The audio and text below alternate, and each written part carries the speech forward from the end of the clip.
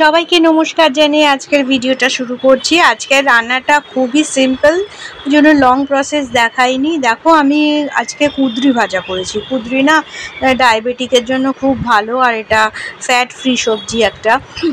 প্রথমে কুঁদরিটাকে আমি সরু সরু লম্বা লম্বা করে কেটে নিয়েছি, তারপর পেঁয়াজ পাতলা পাতলা করে কেটেছি, একটু শুকনো লঙ্কা কাঁচা লঙ্কা ফোড়নে দিয়েছি, সামান্য জিরে দিয়েছি, সাদা জিরে, অল্প তেল দিয়ে এটাকে একটু জল ছিটে দিয়ে ভেজেছি। খুব বেশি তেলের দরকার নেই, খুব সামান্য তেলে একটু ঢাকা দিয়ে জল ছিটে দিয়ে ভাজলেই এটা মোটামুটি সেদ্ধ হয়ে যায়। আর খুব বেশি সময়ও লাগে না এই রান্নাটা করতে, খুব তাড়াতাড়িও হয়ে যায়।